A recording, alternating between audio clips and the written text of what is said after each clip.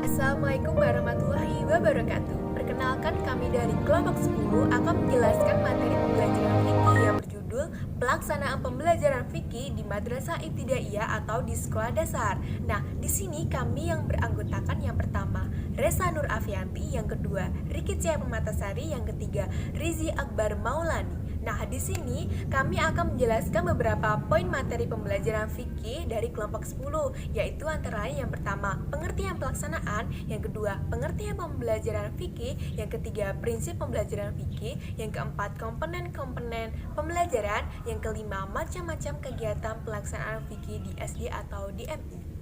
Selamat menonton. Baik, langsung saja perkenalkan, saya Riki Cia Pematasari. Di sini saya akan menjelaskan poin yang pertama, yaitu mengenai pengertian pelaksanaan. Pengertian pelaksanaan berdasarkan Kamus Besar Bahasa Indonesia adalah suatu proses atau cara perbuatan melaksanakan suatu rancangan dan keputusan. Nah, pelaksanaan adalah suatu tindakan atau pelaksanaan dari sebuah rencana yang sudah disusun secara matang-matang atau terperinci. Nah, pelaksanaan itu sendiri merupakan suatu aktivitas untuk melaksanakan semua rencana yang telah dirumuskan dan ditetapkan segala kebutuhannya, seperti alat-alat yang diperlukan, siapa yang melaksanakan, di mana tempat pelaksanaannya, dan bagaimana cara yang harus dilaksanakan. Ada beberapa pengertian pelaksanaan menurut beberapa para ahli. Yang pertama, menurut Westra, pelaksanaan adalah sebagai usaha-usaha yang dilakukan untuk melaksanakan semua rencana dan kebijakan yang telah dirumuskan dan ditetapkan dengan melengkapi segala kebutuhan alat-alat yang harus diperlukan. Nah, yang kedua menurut Bintoro Jokro Atmojoyo, yaitu pengertian pelaksanaan ialah sebagai proses dalam bentuk rangkaian kegiatan, yaitu berawal dari kebijakan guna mencapai suatu tujuan. Maka kebijakan itu diturunkan dalam suatu proses, suatu program dan proyek. Nah, yang ketiga yaitu menurut Siagian, mengemukakan bahwa pengertian pelaksanaan merupakan keseluruhan proses pemberian motivasi bekerja kepada para bawahannya sedemikian rupa sehingga pada akhirnya mereka mau bekerja secara ikhlas agar tercapainya tujuan organisasi agar efisien dan ekonomis. Untuk poin yang kedua yaitu pengertian pembelajaran fikih. Menurut Gagney dan Brick pada tahun 1979, sebagaimana dikutip oleh Ahmad Tafsir, mendefinisikan pembelajaran sebagai suatu rangkaian atau suatu kejadian atau peristiwa yang secara sengaja dirancang untuk mempengaruhi siswa sehingga proses pembelajarannya dapat berlangsung dengan mudah. Nah, pembelajaran bukan hanya terbatas pada kejadian yang dilakukan oleh guru saja, melainkan mencakup semua kejadian maupun kegiatan yang mungkin mempunyai pengaruh langsung pada proses belajar manusia. Sedangkan yang dimaksud dengan mata pembelajaran fikih dalam kurikulum adalah salah satu bagian mata pembelajaran pendidikan agama Islam yang diarahkan untuk menyiapkan peserta didik untuk mengenal, memahami, menghayati, dan mengamalkan hukum Islam.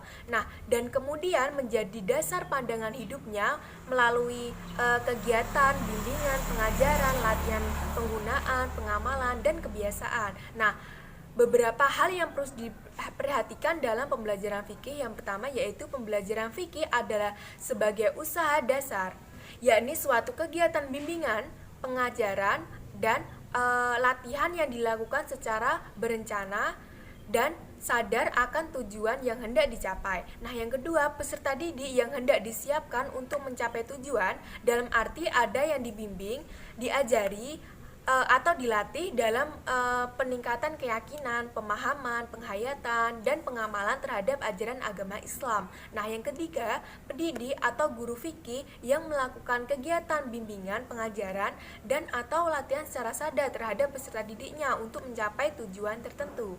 Nah, maka kesimpulannya bahwa pembelajaran fikih itu tidak hanya dilakukan di dalam kelas saja, akan tetapi seluruh kegiatan yang dirancang untuk mencapai tujuan fikih. Nah, selain Selain itu, pembelajaran fikih juga banyak mengandung aspek nilai, maka pembelajaran yang hanya mengarah pada aspek kognitif saja merupakan suatu kesalahan besar. Maka dari itu, pembelajaran harus mengarahkan kepada 3 aspek, yaitu kognitif, afektif, dan psikomotorik.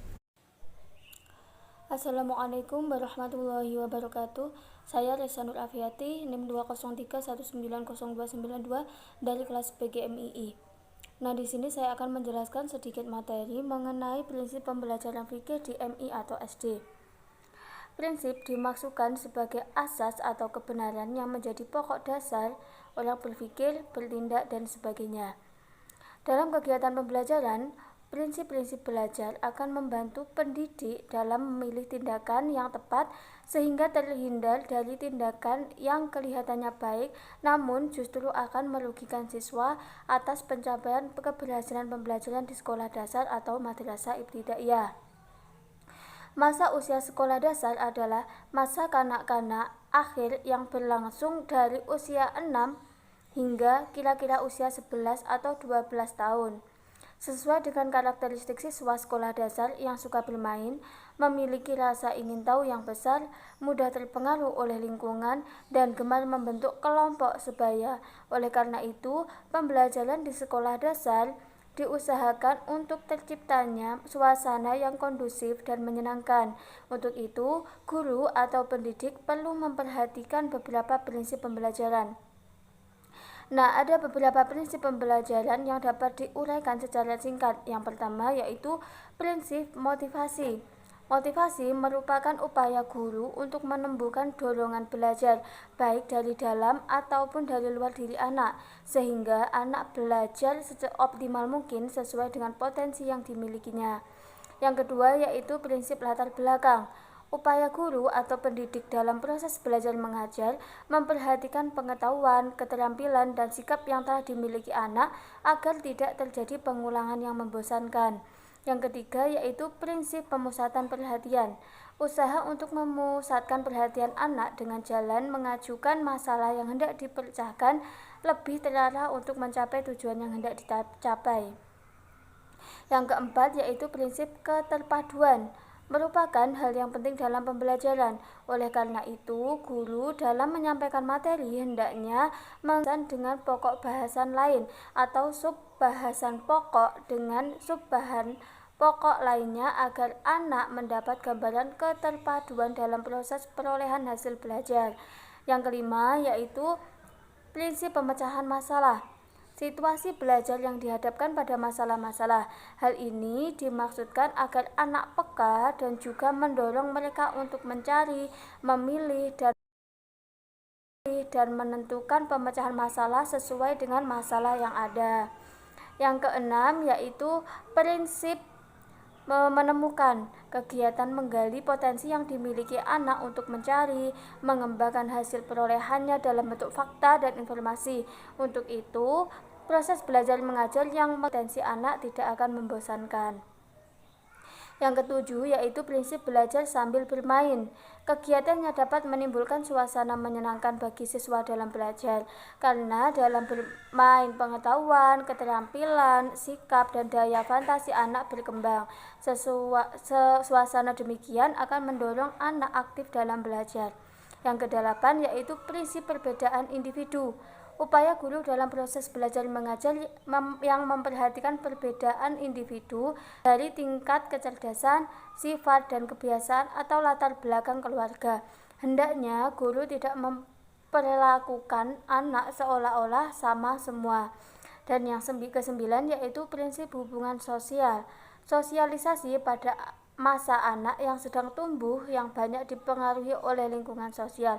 Kegiatan belajar hendaknya dilakukan secara berkelompok untuk melatih anak menciptakan suasana kerjasama dan saling menghargai antara satu dengan yang lainnya.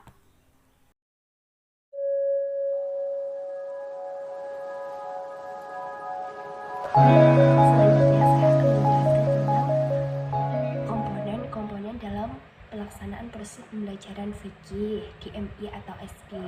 Nah, di dalam pembelajaran itu terdapat komponen-komponen yang berkaitan dengan proses pembelajaran. Di antaranya yang pertama ada tujuan pembelajaran fikih.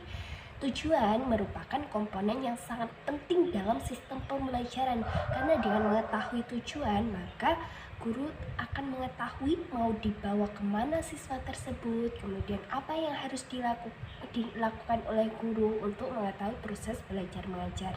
Nah, hal ini tergantung pada tujuan yang ingin dicapai. Sedangkan pembelajaran fikih itu terdapat tujuan yang pertama, yaitu mengetahui dan memahami prinsip-prinsip, kaidah-kaidah dan tata cara pelaksanaan hukum Islam, baik yang menyangkut aspek ibadah maupun muamalah untuk dijadikan pedoman hidup dalam kehidupan pribadi dan sosial. Kemudian yang kedua yaitu melaksanakan dan mengamalkan ketentuan hukum Islam dengan benar dan baik sebagai perwujudan dan ketaatan dalam menjalankan ajaran agama Islam, baik dalam hubungan dengan manusia maupun minallah, yaitu hubungan dengan Allah. Selanjutnya yang kedua yaitu materi pembelajaran fikih. Materi pelajaran merupakan suatu bahan pelajaran yang harus dikuasai oleh siswa sesuai dengan tujuan pembelajaran. Nah, materi pelajaran harus digali dari berbagai sumber belajar sesuai dengan kompetensi yang harus dicapai. Biasanya materi pembelajaran ini memuat tentang standar kompetensi dan kompetensi dasar yang akan dicapai. Selanjutnya saya akan menjelaskan poin yang ketiga yaitu standar kompetensi lulusan atau SKL. Standar kompetensi lulusan adalah seperangkat kompetensi lulusan yang dibakukan dan diwujudkan dengan hasil belajar peserta didik. Nah, standar ini harus dapat diukur dan diamati untuk memudahkan pengambilan keputusan bagi guru, dosen, tenaga kependidikan lain, peserta didik, orang tua, dan penentu kebijaksanaan. Nah, standar bermanfaat sebagai dasar penilaian dan pemantauan proses kemajuan dan hasil belajar peserta didik. Sedangkan dalam peraturan pemerintah Republik Indonesia nomor 19 tahun 2005 tentang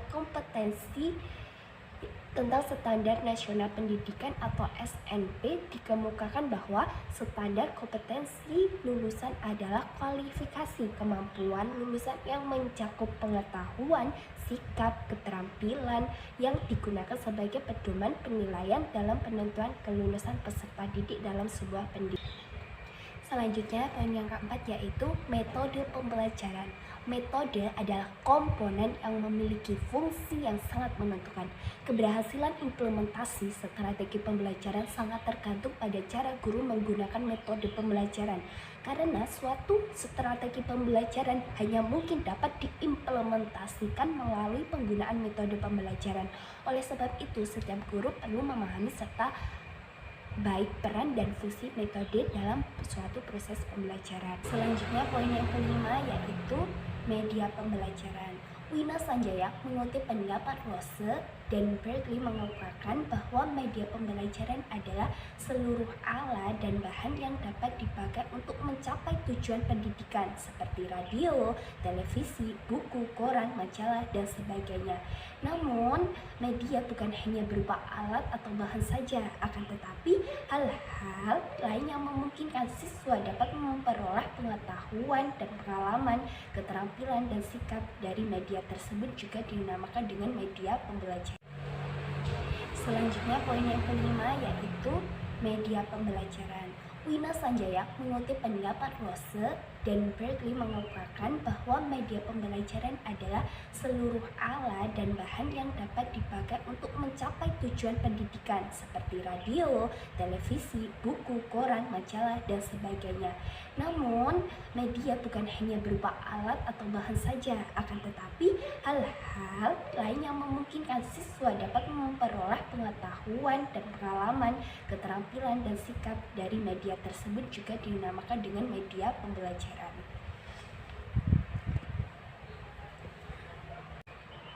Selanjutnya yang keenam adalah sumber belajar. Nah, sumber belajar adalah segala sesuatu yang dapat dimanfaatkan oleh siswa untuk mempelajari bahan dan pengalaman belajar sesuai dengan tujuan yang hendak dicapai. Dengan pengajaran tradisional, guru sering menetapkan buku teks sebagai bahan sumber belajar. Dan yang terakhir yaitu nomor 7 tentang evaluasi. Evaluasi merupakan proses memberikan pertimbangan mengenai nilai dan arti sesuatu yang dipertimbangkan.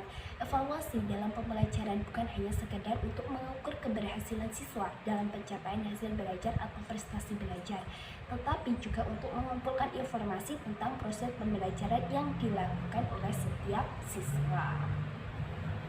Itu tadi penjelasan saya tentang komponen-komponen pembelajaran. Selanjutnya akan dibahas oleh teman saya, Mbak Reza.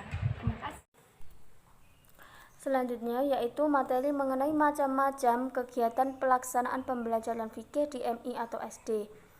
Banyak macam-macam kegiatan yang dapat dilakukan oleh anak-anak dalam kegiatan belajar mengajar di sekolah, khususnya pada pembelajaran fikih. Peserta didik bukan hanya mencatat atau mendengarkan, tetapi dapat beraktivitas, baik aktivitas dari sisi fisik seperti membaca, bertanya, memperhatikan, mengeluarkan pendapat, menggambar, dan berdiskusi, maupun aktivitas psikis atau mental seperti memecahkan soal, menanggapi, mengingat, dan sebagainya. Aktivitas siswa dalam kegiatan pembelajaran terbagi menjadi beberapa macam. Di antaranya yang pertama yaitu visual activities, seperti membaca, memperhatikan gambar, demonstrasi, percobaan, dan sebagainya. Yang kedua yaitu oral activities, seperti menyatakan, merumuskan, bertanya, memberi saran, mengeluarkan pendapat, mengadakan interview, diskusi, dan sebagainya. Yang ketiga yaitu listening activities, seperti mendengarkan uraian, percakapan, diskusi, musik, pidato, dan sebagainya. Yang keempat yaitu writing activities, seperti menulis cerita, karangan, laporan, tes, angket, menyalin, dan sebagainya.